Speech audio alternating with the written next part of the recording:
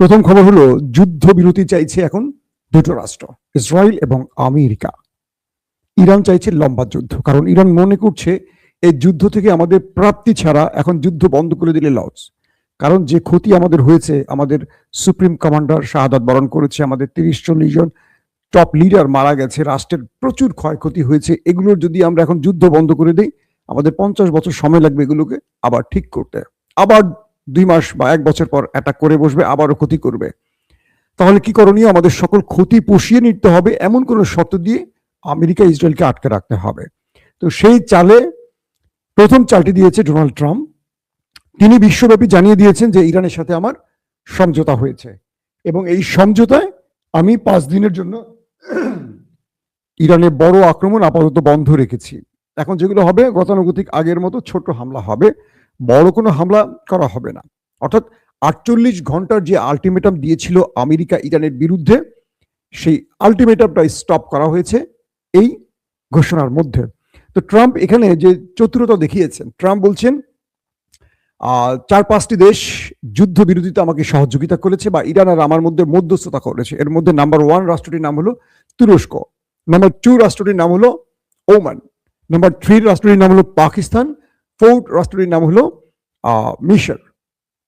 তো বলা হচ্ছে যে আসিম মনির কথা বলেছে ইরান কর্তৃপক্ষের সাথে, এটা ডোনাল্ড ট্রাম্পের পক্ষ থেকে বলা হয়েছে। এবং মিস্টার এরদোয়ান, তার পররাষ্ট্র দফতর, ইরানের সাথে কথা বলেছে যেন একটা লম্বা যুদ্ধবিরতি করা যায়। এটা কে চাচ্ছেন? Donald Trump. প্রশ্ন হলো, ডোনাল্ড ট্রাম্প যদি যুদ্ধে বিজয়ের পথে থাকেন, তিনি বারবার কেন বাকি রাষ্ট্রগুলোকে, 4টি দেশের নাম যে বললাম, তাদের হাত পা ধরছেন যুদ্ধবিরতির জন্য? ইরান তো ধরছে না কারো। প্রথমে ডোনাল্ড ট্রাম্প বলেছিলেন যে ইরান এই 4টি রাষ্ট্রের মাধ্যমে আমাদের সাথে যোগাযোগ করছিল যুদ্ধ বন্ধের জন্য। ইরান বলছিল যে আমাদের এই বিশাল ক্ষয়ক্ষতি তুমি করো না ট্রাম্প, আমার তো বিদ্যুৎ ব্যবস্থা বা গ্যাস ব্যবস্থা ভেঙে পড়লে আমার পুরো রাষ্ট্র অচল হয়ে পড়বে। ইরান কান্নাকাটি শুরু করেছিল ট্রাম্পের কাছে এই রাষ্ট্রগুলোর মাধ্যমে। এই কথাটি ট্রাম্প বাজারে ছড়িয়ে দিলেন তার গণমাধ্যমের মাধ্যমে, যাতে বিশ্বের স্টক মার্কেট, শেয়ার বাজার উপরে উঠে যায়। স্টক মার্কেটের জন্য অনেক খেলা চলেনি পথে, এটা বলবো একটু পরে। তো এই বক্তব্যটি দেওয়ার পর ইরান বলছে যে এই রাষ্ট্রগুলির সাথে আমরা কোনো পক্ষই কথা বলিনি, বরং এই রাষ্ট্রগুলো ট্রাম্পের অনুরোধে আমাদের কাছে এসছে এবং এই রাষ্ট্রগুলো তাই বলেছে। অর্থাৎ মধ্যস্থতাকারী রাষ্ট্রের ওমান এবং তুরস্কের পক্ষ থেকে জানা গেছে যে ইরান তাদের সাথে দুতিয়ালি করেনি, এটা ট্রাম্পের পক্ষ থেকেই তাদের কাছে অনুরোধ করা হয়েছে। তার মানে ট্রাম্পের প্রথম চাল ধ্বংস করে দিল ইরান তার সত্য প্রকাশের মাধ্যমে। ট্রাম্প কি কি শর্ত দিয়েছে? ট্রাম্প ইরানের কাছে 2টো শর্ত দিয়েছে মধ্যস্থতাকারী দেশের মাধ্যমে। প্রথম শর্তটি হলো, ইরানের যে 60% ইউরেনিয়াম সমৃদ্ধকরণ করা আছে, এই ইউরেনিয়াম আমেরিকার হাতে তুলে দিতে হবে।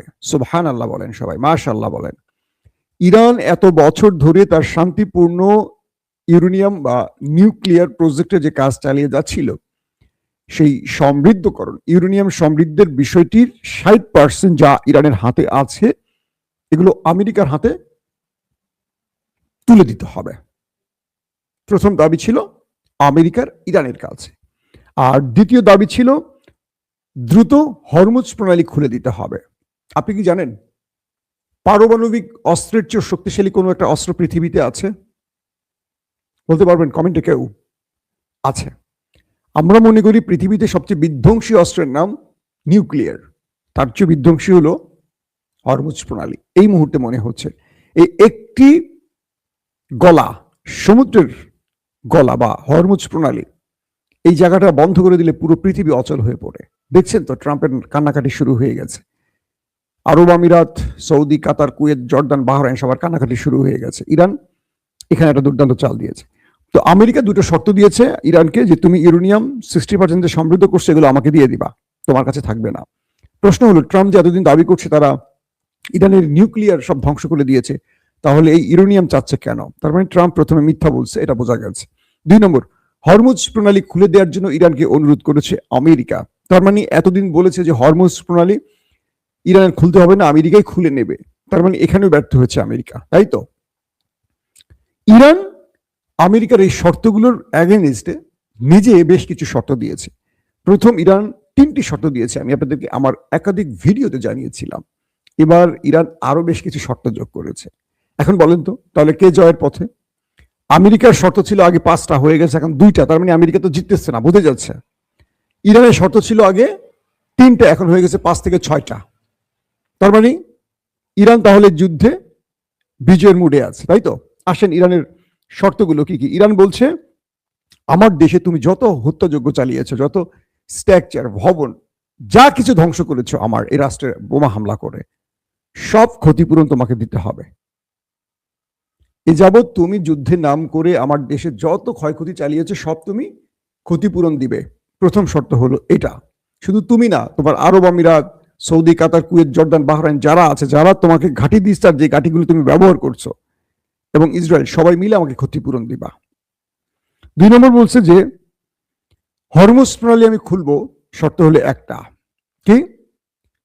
যেমন কানাডা তার সীমান্তে, তার জলরাশি থেকে কেউ জাহাজ আসা যাওয়া করলে টোল নেয়। তুরস্ক বসফরাস থেকে টোল নেয়। পানামা থেকে টোল নেওয়া হয়।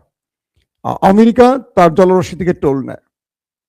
ভারত তার জলরাশি থেকে টোল নেয়। অর্থাৎ আন্তর্জাতিক সীমার মধ্যে যে রাষ্ট্রগুলোর আওতায় যেই জায়গাগুলো ট্রানজিশন পজিশনে পড়ে, সেখান থেকে কিন্তু টোল আদায়ের একটা বৈধ ব্যবস্থা আছে। তো ইরান বলছে এখন থেকে হরমুজ প্রণালী থেকে আমি টোল নেব। কি দুর্দান্ত চাল, খেয়াল করেন। ইরান বলছে এখন থেকে হরমুজ প্রণালী থেকে যত জাহাজ আসবে প্রত্যেকটি জাহাজ থেকে আমি টোল নেব। যেহেতু সব দেশ টোল নেয়, ইরান নিজের টোল দেয়, কিন্তু এই হরমুজ প্রণালী দিয়ে কিন্তু ইরানের তেল আসা যাওয়া করা লাগে না, ইরানের নিজের তেল গ্যাস আছে। কিন্তু ইরানের জলরাশি দিয়ে যাবে আন্তর্জাতিক জাহাজগুলো, তারা টোল দিচ্ছে না, কিন্তু সব জায়গায় টোল দিতে হয়।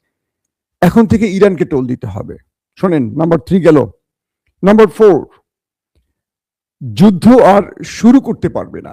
মন চাইবে আর একটা অভিযোগ তুলে ইরানের উপর ওই দুটো দেশ যুদ্ধ চাপিয়ে দিবে, এটি চলবে না। জাতিসংঘ এবং ইন্টারন্যাশনাল লবি, ইন্টারন্যাশনাল এস্টাবলিশমেন্ট, তারা এই গ্রান্টে দিতে হবে যে ইসরায়েল আমেরিকা চাইলে আর ইরানে হামলা করতে পারবে না। এরকম গ্রান্টে ইরানকে দিতে হবে। কে দিবে? জাতিসংঘ এবং আন্তর্জাতিক লবি, সেটা চীন, রাশিয়ার মতো বড় বড় দেশ। কারণ ট্রাম্পের কোনো ভরসা নেই, সকালে যেটা বলেন দুপুরে সেটা ভুলে যান।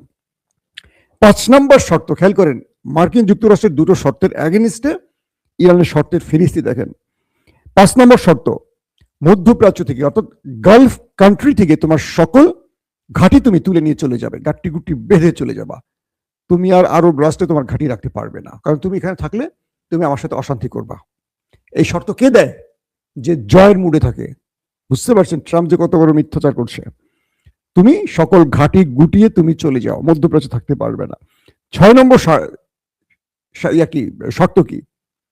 তুমি যে 90 দশক থেকে আমার উপরে এখন পর্যন্ত যে নিষেধাজ্ঞা চাপিয়ে দিয়েছ, সকল নিষেধাজ্ঞা তুলে দিবে। আমি আন্তর্জাতিক বাজারে আমার তেল, গ্যাস সহ আমার পণ্য বিক্রি করব। সকল নিষেধাজ্ঞা তোমাকে তুলে দিতে হবে। ইরানের উপর আর কোনো নিষেধাজ্ঞা থাকবে না। এবং 7 নম্বর শর্ত কি? এটা আপনাদের সবার প্রিয় শর্ত, গাজা মুক্ত করতে হবে। গাজায় আর দখলদাররা কোনো, মানে আমেরিকা, ইসরায়েল শুরু করে কেউ আর দখলদারিত্ব চালাবে না।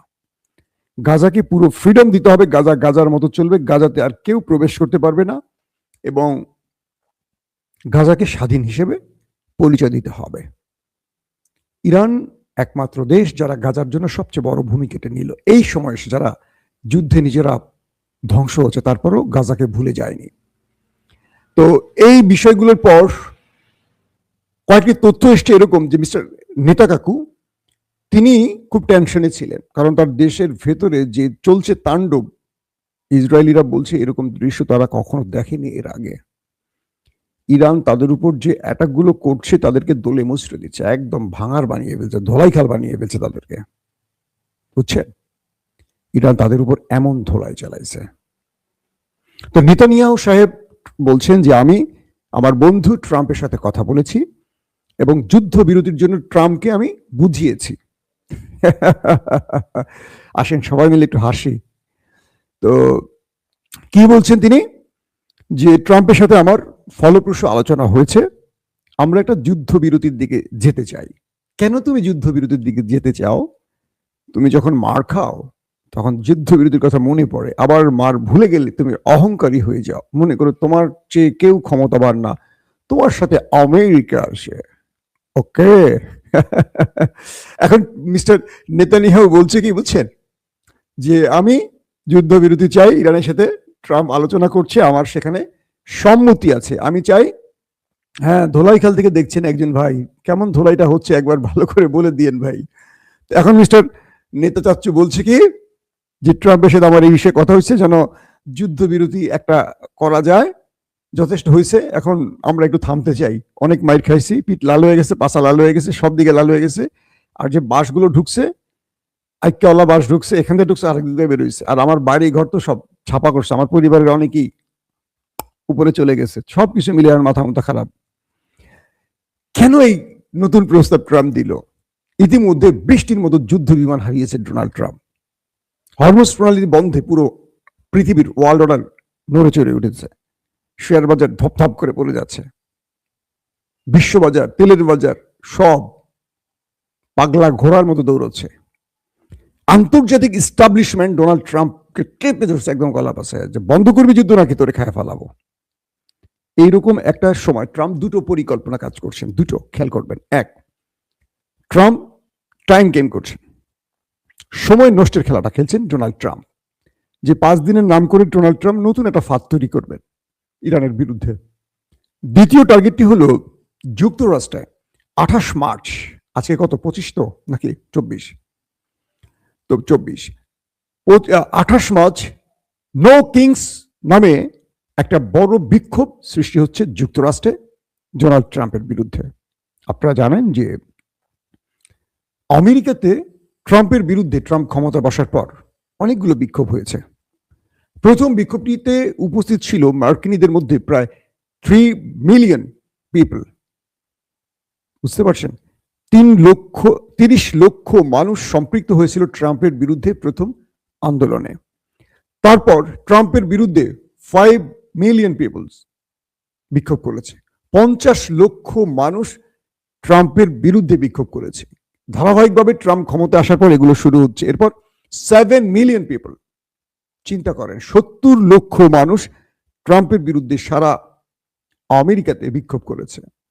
28 তারিখে ট্রাম্পের বিরুদ্ধে তাদের টার্গেট 9 মিলিয়ন পিপল, 90 থেকে 100 কোটি মানুষকে তারা উপস্থিত করবে ট্রাম্পের বিরুদ্ধে বিক্ষোভের জন্য। ট্রাম্পের সামনে এখন দুটো বিষয় আছে, অ্যাবস্টেন ফাইল, সেই এক অল্প বয়সী বা নারীদের উপর তার ডট এই মামলা থেকে বাঁচা, ইসরায়েলের ইস্টাবলিশমেন্টের হাত, মানে ইসরায়েলের ইস্টাবলিশমেন্টের কাছে তো নাকে খত দিয়ে তিনি ক্ষমতায় বসছিলেন, তাদের খুশি করার চেষ্টা ছিল, সেটা এখন মোটামুটি তাদের কি বলবো, তাদেরকে আরো বড় বিপদে ফেলছে। এখন এই যে 28 মার্চ আর 2-3 দিন পর আমেরিকাতে যে বিশাল বিক্ষোভ হতে যাচ্ছে প্রায় 100 কোটি মানুষের উপস্থিতিতে, এই বিপদ থেকে বাঁচা এখন ট্রাম্পের আরেকটি বড় খেলা। আর তাই এই নতুন করে ইরানের বিরুদ্ধে একটা চাল দিয়েছে যে ইরান নাকি তাদের সাথে আলোচনা টেবিলে বসতে চেয়েছে। হ্যাঁ, তারা এটা তো ইরানের শর্তগুলো দেখে তো বুঝতে পারছেন যে আসলে কি, এখন আসলে যুদ্ধকালীন সময় দুই পক্ষই সমান চাপাবাজি করবে, এটা কিন্তু বলা যায়।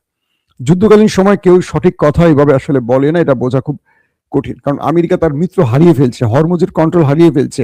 গালফ কান্ট্রি আমেরিকাকে বলছে যে তুমি আমার বন্ধু না, তুমি আমার শত্রু হয়ে ঢুকছো, তুমি না থাকলে আজকে আমার এই অবস্থা হইতো না। এখন প্রশ্ন হলো যে আমেরিকা হঠাৎ করে কেন এই যুদ্ধবিরতির কথা বলছে, গণমাধ্যমে বলছে, সকাল বিকাল এক একটা স্টেটমেন্ট দিচ্ছে, আবার এমন কথা বলছে ডোনাল্ড ট্রাম্প যে আমার সাথে মুস্তফা খামেনির কথা বলছেন, তার ব্যাক চ্যানেলে আলোচনা শুরু হচ্ছে, শীঘ্রই আমরা দুজনে মিলে যুদ্ধবিরতি ঘটাবো।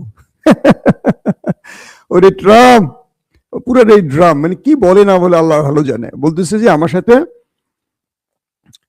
মুস্তফা খামেনির ব্যাক চ্যানেলে কথা হচ্ছে, আমরা দুজন মিলে একটা সিদ্ধান্ত নিয়ে যুদ্ধ থামায় দিব।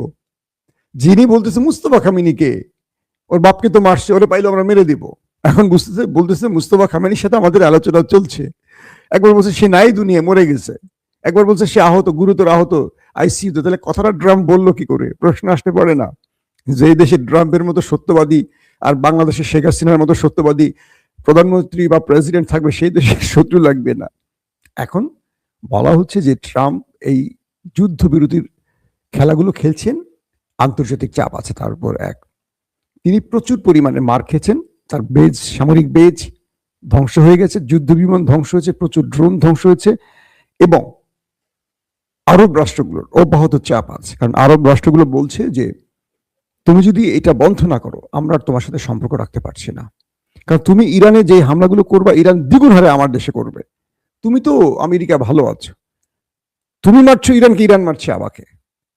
তোমাকে আমি ঘাঁটি দিয়েছি, পেট্রো ডলার দিচ্ছি, ট্রিলিয়ন ট্রিলিয়ন ডলার দিয়ে তোমার অর্থনীতি বাঁচিয়ে রাখছি। এর অর্থ এটা যে তুমি আমার পুংটি মেরে চলে যাবা। তুমি বাঁচাচ্ছ ইসরায়েলকে আর ইরান মারতেছে সমানে আমাকে। তুমি তো আমার এখানে ঘাঁটি নিয়ে কি লাভ, আমাকে তো বাঁচাচ্ছ না। ইরানের বিশেষজ্ঞরা বলছেন, আমি আজকে কয়েকটি গণমাধ্যম দেখলাম ইরানের, যে ট্রাম্পের ঘাট পাশা তারা ধরছেন, ট্রাম্প আর এখান থেকে উতরাতে পারছে না। তাই ট্রাম্প এখন নানান রকম কথা বলে কোন রকম এখান থেকে বাঁচতে যাচ্ছেন, ফেস সেভিং যাচ্ছেন। মার্কিন গণমাধ্যম বলছে ট্রাম্পকে তার দেশ এবং আন্তর্জাতিক পরিমণ্ডল থেকে ব্যাপক চাপ দিচ্ছে এবং এই যুদ্ধে আমেরিকার কোনো গোল নেই, যেটা ছিল ইসরায়েলের সেটাও ব্যর্থ হয়ে গেছে। এখন কি করবে? এখন আর কিচ্ছু করার নেই ট্রাম্পের সামনে। তো এখন এই মুহূর্তে ট্রাম্প নানান রকম কথা বলে টাইম নষ্ট করছে, পাশাপাশি ইরান থেকে একটা বিজয়ের জন্য নতুন ছক তৈরি করছে। আর ইরান বলছে যে তুমি আমার দেশের মধ্যে যা কিছু করবে আমি তোমার সাথে সেই একই কাজই করব। এখন তুমি চিন্তা করো তুমি কি কি করতে চাও। আমি তোমার প্রিয় বন্ধু ইসরায়েলের ডিমোনাকে আশপাশ থেকে খোকলা করে দিয়ে আসছি, বাট মূল জায়গায় হিট করিনি। কেন করিনি? যে মূল জায়গায় হিট করলে পুরো দেশটা একেবারে ছাতু হয়ে যেত। এতগুলো নিউক্লিয়ারে হিট হলে ইরানের তো নিউক্লিয়ার বানানো লাগতো না, ওদের নিউক্লিয়ারে ওরাই শেষ হয়ে যেত। বলছে আমি তোমাকে ওয়ার্নিং দিচ্ছি, এটা ওয়ার্নিং শট। তুমি জানো যে আমি চাইলে এখন তোমার যে কোনো স্থানে হিট করতে পারি, সেটা ডিমোনা হোক, নেভাত্তাম হোক, তেল আবিবের হেডকোয়ার্টার হোক, কিংবা মোসাদ, প্রধানমন্ত্রীর কার্যালয়, অথবা মার্কিন যতগুলো ঘাঁটি আছে, আরব আমিরাত, সৌদি, কাতার, কুয়েত, জর্দান, মিশর, সব জায়গায় আমার দৃষ্টি আছে। তোমার প্রতিরক্ষা ভেঙেছি এই কারণেই যাতে তুমি বুঝতে পারো ইরান কি জিনিস। এই মুহূর্তে ডোনাল্ড ট্রাম্পের সামনে পথ একটাই খোলা, ইরানের শর্ত মেনে যুদ্ধবিরতি। ইরান আমেরিকার শর্ত মানবে না। এখন পর্যন্ত যেটা বুঝলাম, এখন আপনারা বলবেন সত্য কোনটা মিথ্যা কোনটা। শেষ পর্যন্ত সত্য মিথ্যা বুঝতে হলে আমাদের আরো কিছু সময় ওয়েট করতে হবে। কারণ ইরান যদি মার্কিন শর্ত মেনে নেয় তাহলে বুঝবো ইরান ফেইলার, আর যদি আমেরিকা ইরানের শর্ত মেনে নেয় তাহলে বুঝবো ইরান বিজয়ী। তাই আমাদেরকে আরো কিছুদিন ওয়েট করতে হবে। দর্শক, আমাদের ওপেন দ্য আইজ ইউটিউব আপনাদের যাদের ভালো লাগে অবশ্যই চ্যানেলটি সাবস্ক্রাইব করে রাখতে পারেন। যারা ফেসবুকে দেখছেন, মাসুম মাহবুব ফেসবুক পেজ, ভালো লাগলে লাইক এবং শেয়ার করে রাখতে পারেন, ফলো করে রাখতে পারেন। আমরা আন্তর্জাতিক বিশ্বের এবং দেশের খবরগুলো আপনাদেরকে আমাদের চোখে যা দেখছি এবং সেই বিশ্লেষণগুলো আরো নিখুঁতভাবে তুলে ধরার চেষ্টা করছি। আল্লাহ হাফিজ। ওপেন দ্য আইজ মানে সত্যকে সত্য বলা, মিথ্যেকে মিথ্যে বলা। আমরা শোনা কথা নয়, চোখে যা দেখি তাই বলি।